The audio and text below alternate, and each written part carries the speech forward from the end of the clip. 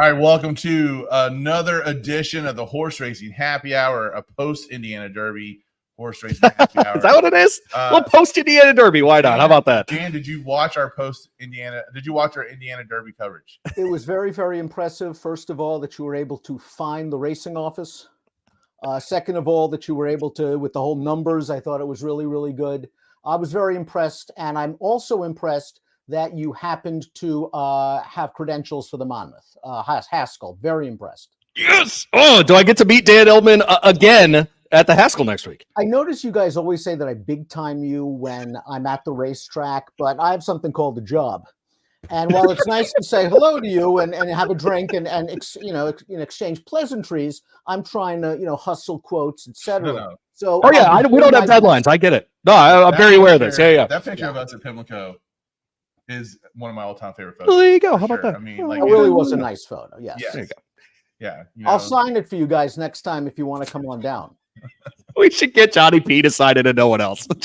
just Piazza's signature. Send him to everybody. Everybody gets Johnny P's signature. Now he's a big shot. I mean, he's calling races. I mean, he's a big shot. He's a Christmas card. I'm telling you, you come on this show and it's either like you're like Illman and you're on the downside of your career, or you're a Piazza and you are just straight to the top. Illman's an award winner now. That's what I'm saying. Right.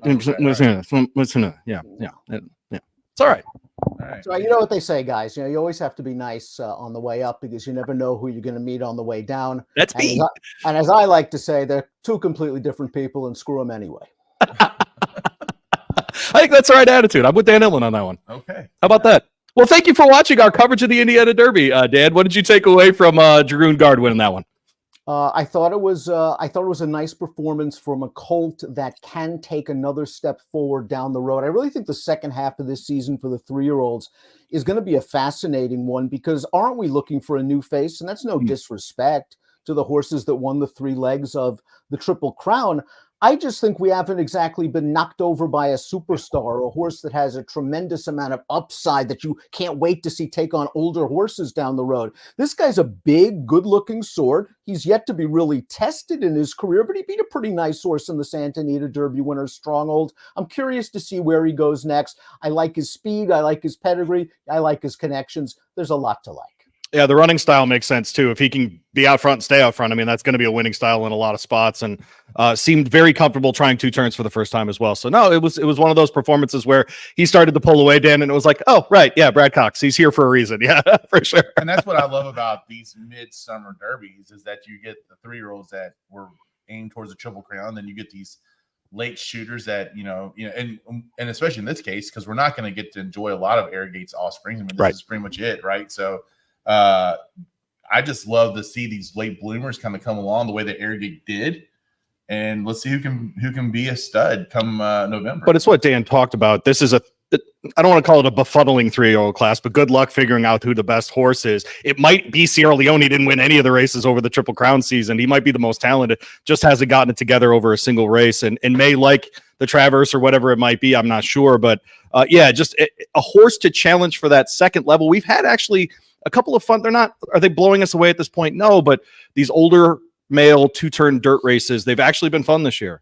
And I would like for that, that category, that group of horses to get better. And we haven't seen that yet from a 3-year-old. And the older classic distance horses aren't blowing us away either. No, that's right. I mean, there's still fun races, but yeah, there's no, I mean, and frankly, we haven't seen, like a White Abario run back, this year too much and that kind of stuff. And so we're waiting for him to come back if he does, and he transfers Barnes again and that kind of stuff. So I don't know, Dan, do you think there's a potential 3-year-old that pushes in the fall, runs in the classic, that kind of thing? I think Forever Young wins the classic if he comes back the same horse we saw in the Derby. The plan for him is to run once in Japan in early October. I assume him to run very well in that race, if not outright win it. And then if he comes to Del Mar for the classic, I think he'll still have a lot of upside while these 3-year-olds and older horses have been banging heads against tough company through the summer and into the fall. I'm not off this horse's bandwagon. That was a tough beat in the Derby, but he validated to me that he's good. And then we got somebody like the City of Troy. Just sitting out there waiting. Yeah. I mean, at what point are you like, hey, let's try this horse on the dirt? Oh, and I think they will. Yeah. Oh, I won't be surprised. I mean, this horse has all the talent in the world. And I think if they're looking at this crop of older horses and 3-year-olds on the dirt, why not take a chance? I mean, if you're looking at potential alternatives, you're looking at a turf horse, obviously, from Europe with City of Troy. I mean, if Torpedo Anna just continues on her run, at some point, do you think Kenny's going to try the boys? I think it's got to be at least on his radar. I know there were a lot of big races, obviously, for fillies and mares. The Alabama, he's probably going to prep for that in the coaching. There's the Tillion, and of course, there's the Distaff. But it's got to be in the back of his mind. She might be the best 3-year-old, no matter males, females, whatever. North America, yeah, and North America for So, sure. Aiden O'Brien brings City of Troy over, runs the Breeders' Cup Classic in his first ever dirt race and wins it. It's possible. Do you think we could see him before that in North America, Dan? That's a good question. I don't think so. I think they'll stay over there. I think they'll keep him in his comfort zone. And I think if he comes over here, he'll be locked and loaded for the Classic. And if not, certainly, the turf will be his for the taking, won't it? So City of Troy wins the Breeders' Cup Classic. Is he 3-year-old of the year? Yeah, right. Exactly. I mean, right? I gotta say, I forget the name of the horse now, but he had won a grade 1 at Woodbine, then won a turf race at the Breeders' Cup at Keeneland. Gosh, I'm forgetting his name right now. Modern Games, I think, is who it was as a 3-year-old. And he didn't win. I mean, I voted for him, but apparently that wasn't good enough. Was that Epicenter's year or something? Get out of here with Epicenter. But yeah, so, it was one of those. Dan voted for Epicenter, though. He's going to tell us why right now. Well, I'm saying in North America, we focus on dirt racing. Right. And Epicenter had a very, very good campaign. Although, let's be honest, I mean, the big one sort of eluded him. It was a tough year for the 3-year-olds. It was a tough year for anybody, to be honest with you, on the dirt. You had the monster flight line to deal with. No one was beating him. Yeah. And Henro wins the Iowa Derby, Dan. Besides a Ouija board, how would I have picked this horse? I couldn't tell you. Okay. I mean, again, it's a wide open race. That's a tough horse to come up with. And we've seen a lot of them over the last few days. Even the one day, the feature race at Saratoga. At Schuylerville, Schuylerville is Queen's MG. I mean, my goodness. Talk about a horse that likes to win at big prices. With giant odds in the debut at Keeneland, winning it. Then just doesn't show up as the favorite in the Sanford. I was a little surprised it was 44-1 in here, although I couldn't come up with him. But boy, nice looking performance there for that filly. We'll probably see her, if all goes well, late in the summer in the Spinaway. All right, bring up Schuylerville makes me think of the Schuyler sisters in the play Hamilton. Louis is the only person I know that hates the play Hamilton. Are you with Louis? Whoa. I didn't say hate. That's a strong word. I would use the word never going to consume. Okay. I'm not up on my Broadway plays. Well, I mean, it's been around for a while. It's not like it's. Well, I understand that, but I'm not. Once again, I work for a living. I like to actually handicap races. I like to dig into analysis. I don't watch foolish sports like college basketball or or what your team down there calls college basketball. But I like to work, so I have to admit, I'm not really up on it. I think the last Broadway play I saw, Les Miserables, 1995. All right, sure. I'm jealous because I've seen a show since then, and I wish I hadn't. Have you seen a show on Broadway? Oh, yeah. But like Cats or something terrible. Yeah, right. Cats yeah. Terrible. Well, yeah, of course. Yeah, they're all terrible. Oh, I don't know. I like going to plays. We went to No. Whoa. We're talking about musicals. Plays are fine. Plays are different. Musicals are bad. It's okay. The opera. Do you know what Hamilton reminds me of, Dan? I don't know if you had this, but we had these motivational speakers that would come to our school, and they would rap the periodic tables or rap multiplication tables. That's what Hamilton sounds like to me. Yeah, I guess. I mean, I guess those motivational speakers did really well for you guys. It's working out great. It's working out really great for you. Actually, working out great. I have to admit, I want to give you guys your flowers. You guys have really done very, very well. I don't know how it's been done. The world has obviously been turned on its ear, but that you two guys have a show is amazing to me. I think I deserve a lot of thanks and credit for building this up. But, other than that, I'm amazed and well done. You and Sherva, so for sure, There you go. Yeah. I wouldn't put Sherva in Illman's class, but he's listening. So hi, Dan. Hi, Dan, and hi, John. How about that? There you go. The Danes. It's Illman, Sherva, and Issel. And Issel, that's right. Yeah. Issel was a big bump for us locally. Yeah, for sure. No, that's right. Yeah. And then you discarded the poor guy once you got too big. You basically threw him on the side of the road. It's terrible. All right. I agree. I enjoyed it too, by the way. It was great. If you've never thrown anything that's almost 7 feet tall, it's fantastic. Let's hear, we have a little special Manscaped. Last time Dan came on, I really, I fell in love, and I wanted to step up my game as far as I fell in love with marketing. I fell in love with advertising when Dan was on last time, and he so passionately and so truthfully spoke about how great of a product Manscaped offers. Yeah. And Dan understands that because Dan is a person with a skincare routine, with a hair routine. This is a man who gets up, he talks about working. That's nice, but you have to be prepared. You have to be ready to work. And Dan Illman's one of these people. But I wanted to look in the camera because you might be a little more like me, and you're not as pretty as Dan Illman. And maybe Father Time hasn't been so nice to the top of your head.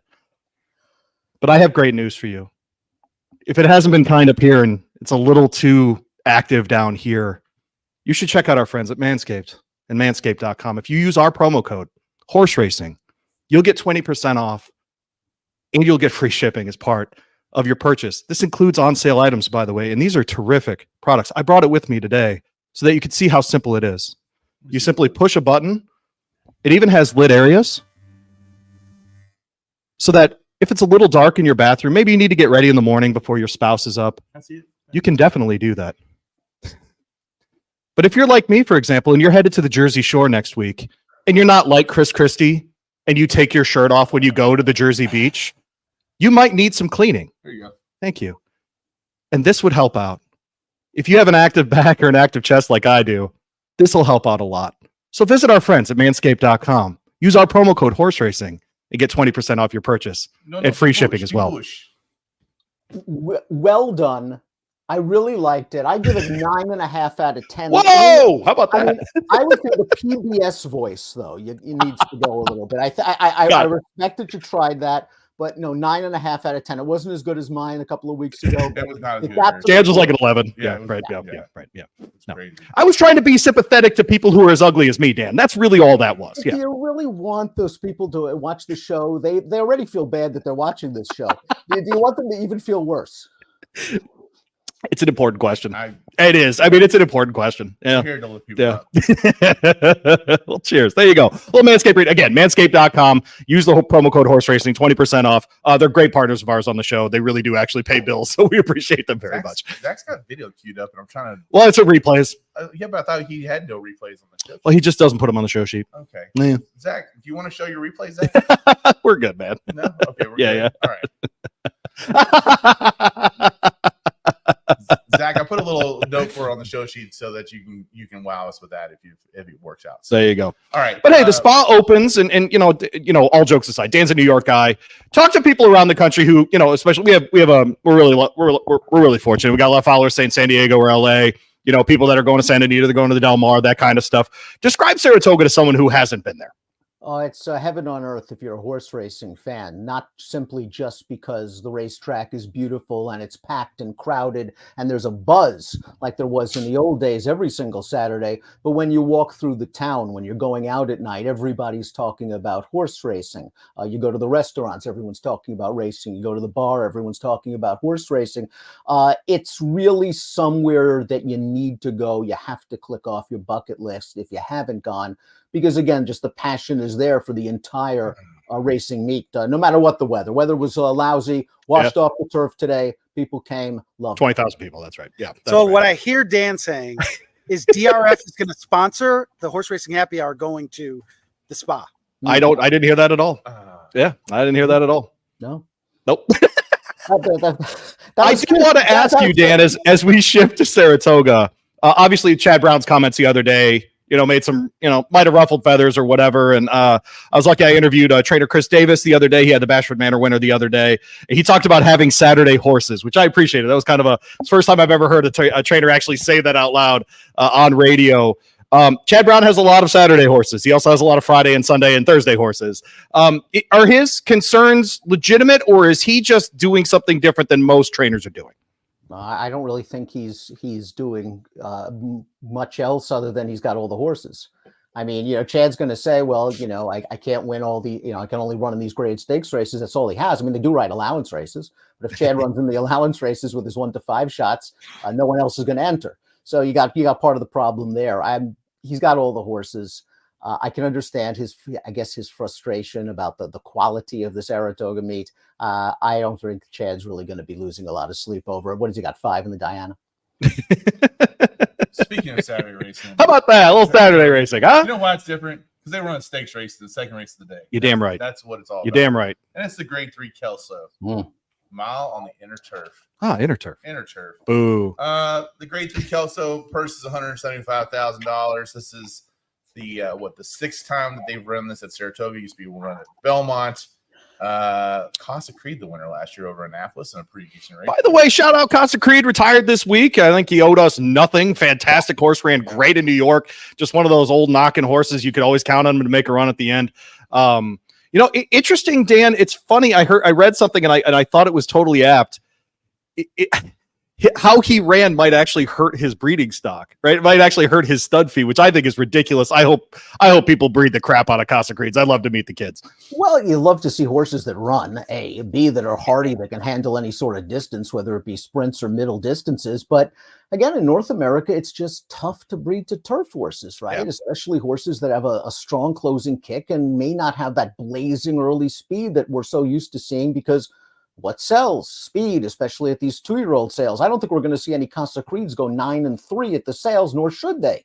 No. But I agree with you. He should at least get a fair chance. He was a really, really good horse for a long, long time. Who do you have here in the Kelso? Boy, I wish I had no one. I'm not a fan of anybody in this race at all. Okay. I watched the poker last time out. It was a paceless race that was won in gate-to-wire fashion by a long shot. These horses had their chance at him in the stretch. They couldn't get there.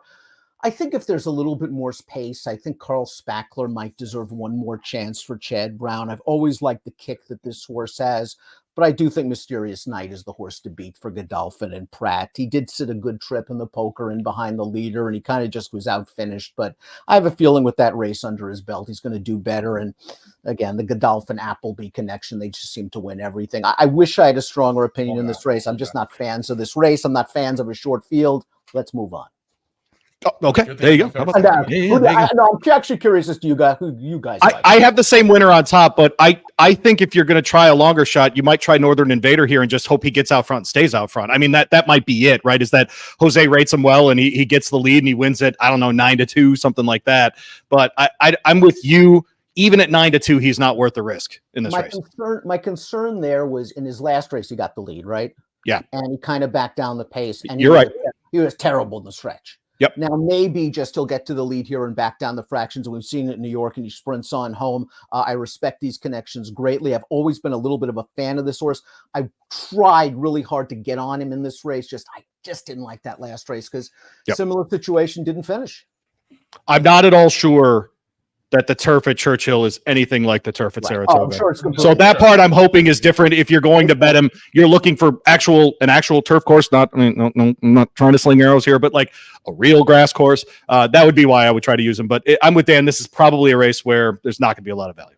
Yeah, that's why I think you just take a bet and hope that Mysterious Night holds on and single that horse and go. So, yeah, right. If you're playing multiples, class on class. Yeah, class on class with him. That's right. The class of the field. So. Yeah, but you're right. You were right to point out you got to feel good for a small outfit like Godolphin having a horse integrated stakes. It is why we love this sport. Is this their first grade 3 of the year? I think it is. Okay. Yeah. How about that? Yeah. Wow.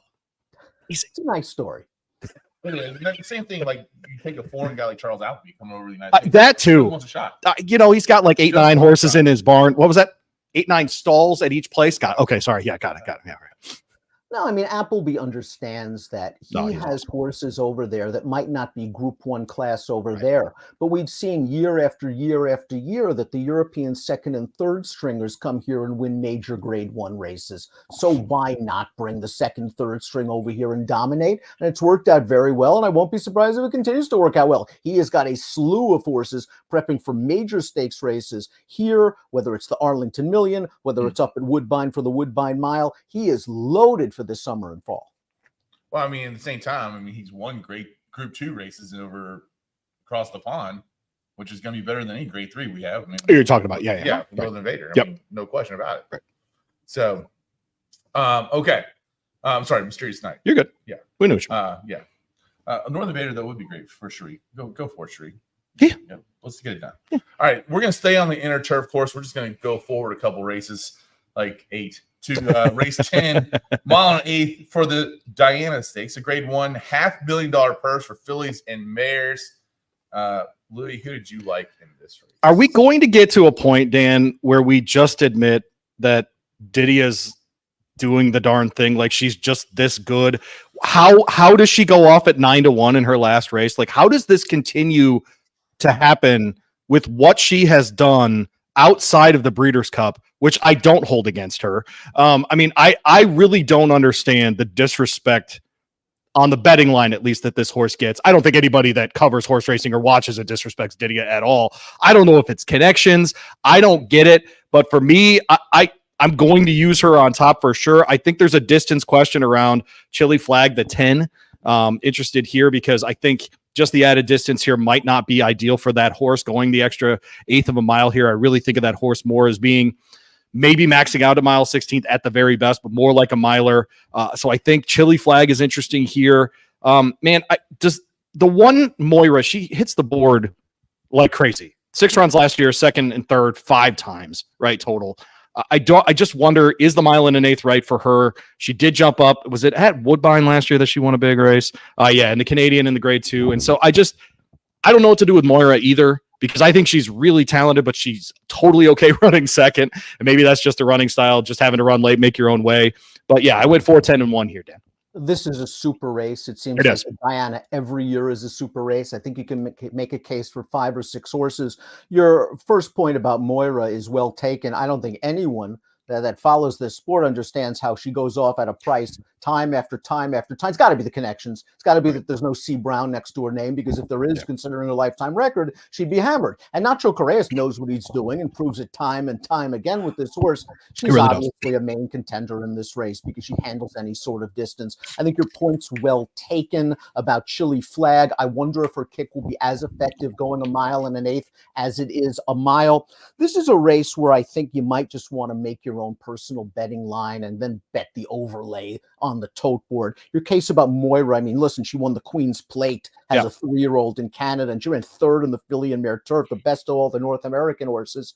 But you have to deal with a very long layoff coming into this race. She also sold for something like $3 million since her last race. I want a price in this race. I'm going to be using Evie Jets. She's going to be a giant price. She was beaten less than a length last time out. She really had no excuse in that race. She pressed the pace along with White Beam. White Beam got the better of her, but she was something like 25-1. She's going to be 20-1 again in here, and she's going to get close to the pace. Is she a likely winner? No. Can she spice up your exotics? Yes. And White Beam repeats the third off the layoff angle that worked for her last year in the Diana. I wonder if this race is where the pace holds up, and I think those are the 2 pace setters. Last year, though, White Beam was coming off of a win into the Diana. White Beam had won since that Diana last year. It seems to me the trend with this race every year is that we have a really strong female favorite that is going to get upset and get beat. We had Bleecker Street, who gets beat by In Italian. Then In Italian comes back the next year and gets knocked off. And after that, it just seems like we consistently have a really hot female turf horse hit this race only to get upset by not a super duper long shot, but like a mid pack. This is a race that's routinely won by horses that are like 8-1, right? So by the way, that just a game that Dan referenced also had Gino Romanica in it. She finished 5th right behind Evie Jets. There was a huge blanket finish in that race. You're probably not even going to get 10-1 on Gino Romanica. That's why Evie Jets is easily much more of a value play here, because she's as good or better of a horse, and you're just going to get 18-1, 17-1, something like that on that horse. Maybe better. And the funny thing with Gino Romantic is going into this year with the retirement of In Italian, you could make the argument, okay, Gino Romantic is the best one of Chad's barn. She won the First Lady. She gets beat a length against the boys in the Breeders' Cup Mile. I won't hold the Jenny Wiley against her. She got wired in a very slow-paced race, but she didn't run. And she didn't run last time out. Maybe this is the time. I thought she was very cold on the tote board also last time out in the Just a Game. She is good enough to win this race. And while she won't be Evie Jets' price, she could be 8-1. Considering her 2023 form, that's not bad at all. Make a value line before you play this race and play your overlays. That's my advice. There you go. All right. Well, we're going to move on. We're going to move on to the grade 3 Sanford. How about that? Grade 3 Sanford, 6 furlong sprint on the dirt. They call this Schuylerville, but for the dudes. For 2-year-olds. How about that? Well, 2-year-old sprint. Little sprint. on the dirt. How about that? All right. Yeah. Dang. Little July. How do you got these lightly run horses? Yeah. How do you cap these? How do you cap these?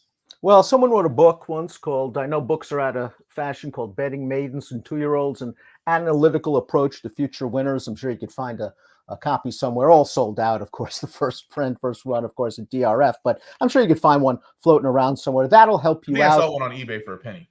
That's not bad. No, that was actually a Dan Illman autograph. Hey, You're not. hey. Okay, my bad. Yeah. How's your book doing? Right now. It's coming out in the fall.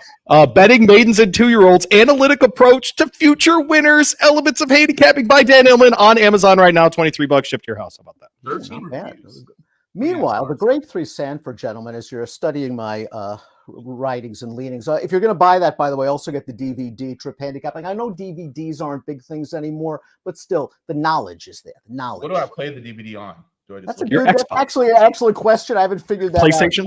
out. Sega Genesis. Yeah. Getting back to the Sanford, Menti is here. He's Fierceness's full brother, right? He is. He showed Fierceness's speed in his debut. Now, I don't know what happened the final 3/16. I was going to ask you about that. Yeah. Because he showed brilliant early speed. He's obviously fast. Johnny V thought he was going to win by a million. I don't know whether he expected that runner-up to be closing as fast as he did, but one more stride, Menti loses. Yeah. He's going to be the favorite in this race based on the connections, based on that giant buyer speed figure. He earned an 88 buyer for a 2-year-old in June. That's exceptional. I'm going to try to beat him, though, with 3 echoes for Steve Asmussen. I liked the way this horse ran in his debut at Churchill. You don't see a lot of these 2-year-olds win if they're not on the lead like Menti. A lot of these horses are precocious, brilliantly fast. This horse took dirt in his face down on the rail, had to really squeeze through along the inside, showed the professionalism of an older horse and was able to get that job done. Now, last time out in the Tremont, again, Flavien Prat was aggressive out of the gate with this horse, tracked inside, wanted to get outside. Couldn't do so because the favored pace setter was drifting, ducks to the rail, and the minute he does so, he gets herded in down inside. And I just don't think it was the cleanest trip for 3 echoes. He draws outside the speed here. I think he's a little bit faster than he looks on paper. He'll get a crack at Menti turning for home. I'm really interested in Moplex on the outside here, Dan. I thought looked really good at Aqueduct last time out. Gets Irad again for Jeremiah Engelhardt here. I know those connections will at least keep the price up a little bit, right? You see the name Engelhardt instead of a Pletcher, but you see Irad, and that number will probably go down. But I think any number, I'd be comfortable like 7-2 on that kind of horse. I think that we're seeing horses come off that Aqueduct surface and do really well at other places, and we've seen it in the past. Where the Long Island surfaces seem to travel to Saratoga as well. But I thought he was really impressive on debut. If he gets any better, I think he's got a really serious shot here. Yeah, I'm fascinated by Menti as well, because that last, I don't know, 1/8 of a mile or whatever just didn't make sense. You're totally right about that. I wonder if he's just 2 and he got bored and he started looking around and doing other stuff, whatever. I mean, I'm in the lead. Cool. All right. I'm start looking around and doing that kind of stuff. And, so you can't make a ton of changes after you win a race. So I'm sure Todd Pletcher, I don't know. Do you think he's a blinkers candidate, or because I don't, only because he was so fast out of the gate and ready to go? I think he was so fast, and if it ain't broke, don't fix it. And Todd generally doesn't like to put blinkers on his horses. I think it's always a bad sign when he does, especially his younger ones. A guy like Baffert, he switches on off all the time. It doesn't seem to matter. They win. It wakes them up. You might be right with Menti. I think that's a very good point. We have to remember that he's a 2-year-old. And that he might have started looking around in the stretch and getting a little bit bored. But as much as you didn't like that last 1/8 of a mile from Menti, you had to love what you saw from Moplex, because he cruised into the stretch about a length ahead. And in the blink of an eye, he's 10 in front. Yep. That's very, very impressive. I love these outside posts in these sprint races for 2-year-olds. They don't get the dirt kicked in their faces. And he proved that he's fast enough that he's going to get out there. He'll probably be sitting 2nd or 3rd, and he won't be getting that dirt. I think it's a good opportunity for Moplex, and you're right. The price will be there, probably 3rd choice. Jeremiah Engelhardt hitting at 28% with his 2-year-olds, and they don't team up a lot, 7 times, but 71%. Right, 5 of his last 7 with Irad. What's interesting, actually, is everyone in this race is good with 2-year-olds. Yeah. As far as training, yes. All the numbers are probably 18, 19% or better. I mean, it's really remarkable, frankly. So there you go. I mean, I guess Irad choosing his spots though with Engelhardt, and when they team up, it's usually pretty good. I think that's it hits. There you go. Pretty good sign there. Yeah. All right, we're gonna let's see here. We got any more? You want to do a quick place? No, let's do a quick race, a quick pick on the last race, just so people can fit. Quick pick here on the race. Since Dan doesn't like he likes big fields, and we got a starter optional claiming race here. Massive with a full field Yes. on the turf. 5.5 furlongs on that turf. And this is the special turf course, right? What do they call this turf course again? The melon. The melon, The melon, baby. Out of Listen, Saratoga. listen, people. Thornton Melon. turf Thornton course. Melon. Please listen. Understand me, people. I made a Rodney Dangerfield joke about back to school the other day to some people that work younger than me, and they said, "Who's Rodney Dangerfield?" Oh, no respect. Talk about very good. Talk about getting no One of the respect. most underrated 80s movies of all time is Back to School, Thornton Melon, the Triple Lindy. It's good. It is. It's good. It's fantastic. Good. Let Dan handicap. It's a great movie. Listen, people have to watch that. Little homework, kids. Yeah. Well. Anyway, last race, big field. All in fat stores. Give me King Moon Racer, number 11. George 11? Weaver. All right. This is a horse he did not have a good trip in his last race. This horse doesn't win very often, but he wouldn't mind a little bit of give on the ground. I think he's going to kick late. I wish he had a little bit more early speed. I hate placing one-run closers. Sugar Gray Leonard is an awesome name for a horse. Fantastic. Very disappointed he's not a son of Gradar, but we'll move on from that. I think dropping in class here will be really nice. He's actually run well at Saratoga before. That might be something to watch. And final verdict, tried turf last time, first time ever, DQ'd to second place. Yeah. Look for that horse again. I know it's a barn switch, but still, I think they may have found something by switching to turf with the one final verdict.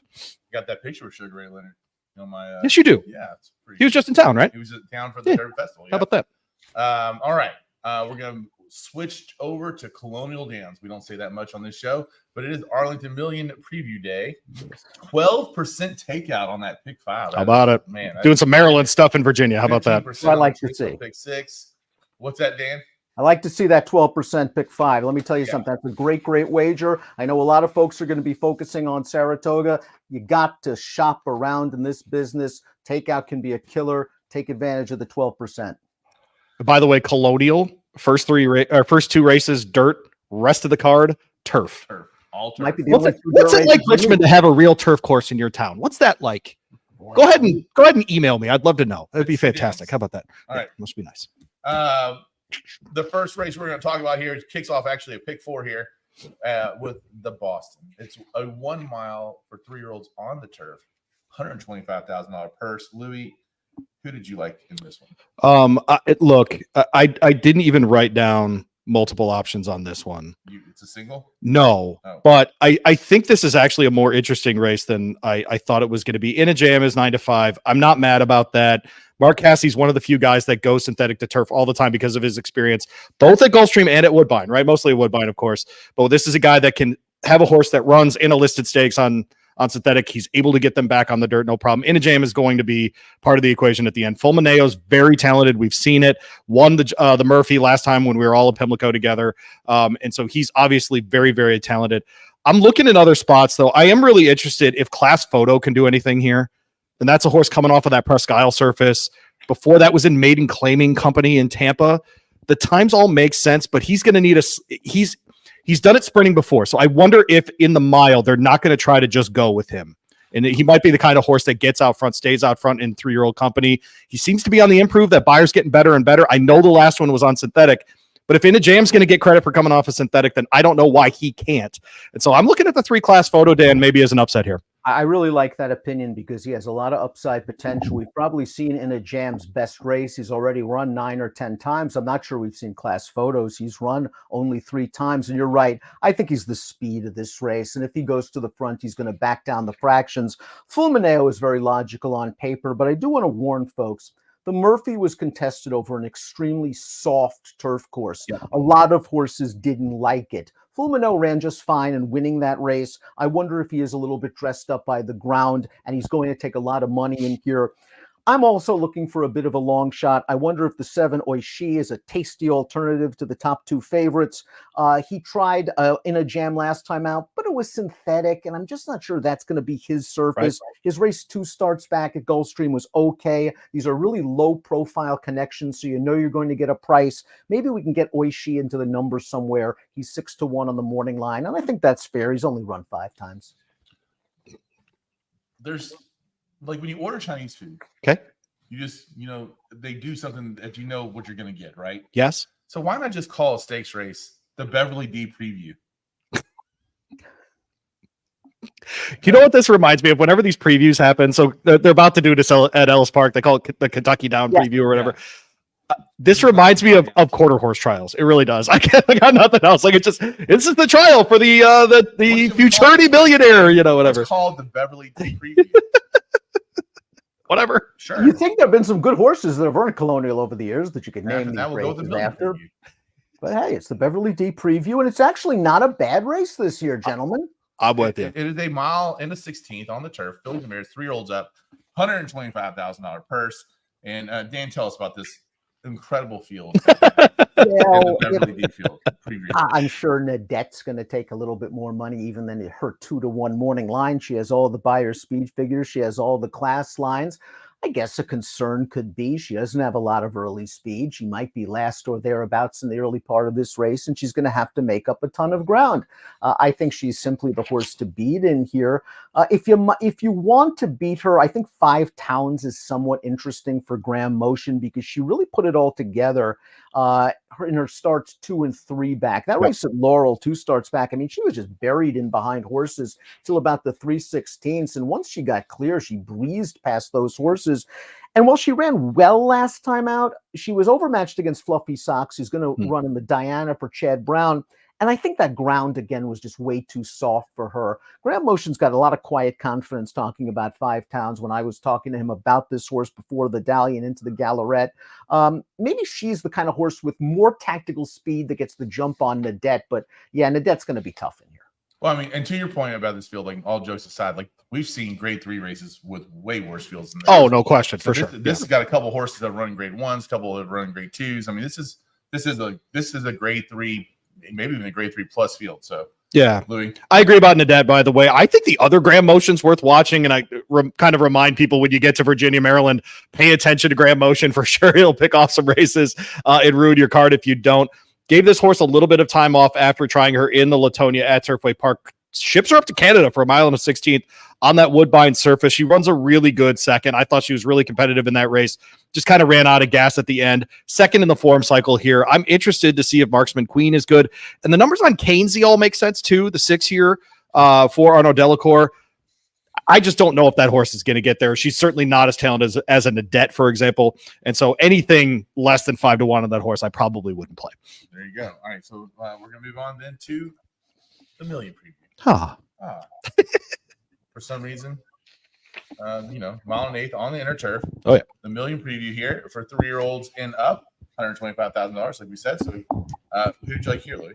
By the way, I think Dan and I are both on record that while it sucks that Arlington's not around, it's better that they kept the race than getting rid of the race. Absolutely. Okay. All right. Okay. Absolutely. 100%. When you have a race with that sort of history, yes, you have to keep it around. You have to keep it in people's memories. Now, I'm hoping that the Million ends up with a bigger field than the Million Preview because I think there's a very good chance that both the 3 Forever Super and one of the Motion horses, Highland Chief, are both going to run at Laurel on Sunday, which would knock us down to what, 4?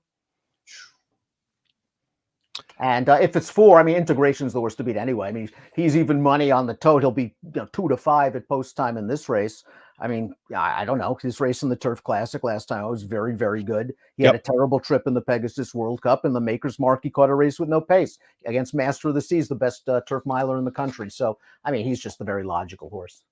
Is Siege of Boston got a shot here? I thought he ran really well in the Monmouth last out. Wasn't as good in that Turf Classic, but that was first off the layoff, or at least first in that cycle here. Third in the cycle here. You give him much of a chance?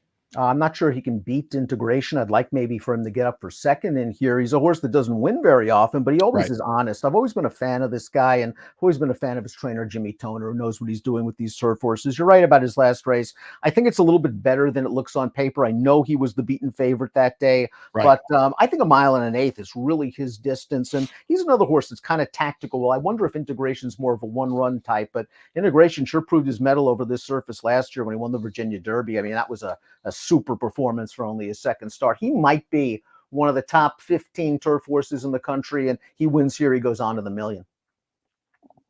All right. There you go. That's fantastic. There you go. A little Integration. 2 for 2. By the way, Dan mentioned 2 for 2 lifetime at Colonial as well. Let's see. Let's get this quick pick in. I'm getting notice that my computer's going to die soon. So what a classy show this is. Race 9. Quick pick on that one to end the card. And it's a allowance race, $70,000 allowance, 5.5 furlong sprint on the turf. Dan. I'm going to let Louis go first because I want to remember who I picked. Okay. I think Marion Cross is a worthy favorite here. She ran last in soft go at Delaware Park in a maiden special.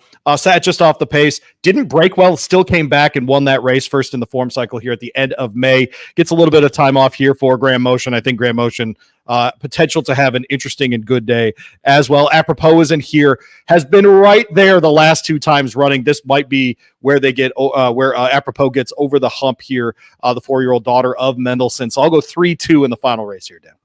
Keep an eye on a horse on the outside. I usually don't like horses cutting back drastically to this shorter distance, but Share the Blessing, the number 11, I think is just slowly getting better. Tried to stretch out around 2 turns last time out at Delaware and just got tired in the stretch. I think this horse is going to cut back in distance for Stidham. It's all about working out a trip and whether her speed was sort of sapped by going long last time and now she's got to turn back. But I think she has a chance in alternative. I think the horses you mentioned are very logical. Logical. There you go. Logical Louis. That's what they call me. How about that? Yeah. Among other things. Other than us throwing Issel to the trash heap, he was very nice to us. Yeah. No. Listen, I appreciate, the hard work you guys are putting into the program. I see the sweat, literally coming off of your brow, the hard work. I think of all the great names in this business, Bayer, Christ, and Privman. And I see you guys, and I feel like we're in good hands. The future's bright, people. That's what he's saying. The future's bright. And if I don't see you before it comes out, I'll make sure to send you a copy of my book that comes out in the fall. Yeah, please. A little mention in the acknowledgments would be nice as well. Mentor, role model. Dan gets a page in chapter 6. It's about real estate, not about horses. So, Dan told me to buy land. They ain't making it anymore. Thank you, Dan. Thank you. That's true. They ain't making it anymore. All right, guys. We're gonna wrap up the show today. Louis, any parting words? Am I going to see you I assume you're going to be at the Haskell. I will be at the Haskell. I will be working, and you know something? I will make time. I've decided that the second half of 2024 will be a kinder, gentler Dan Illman. A man. I don't like this at all.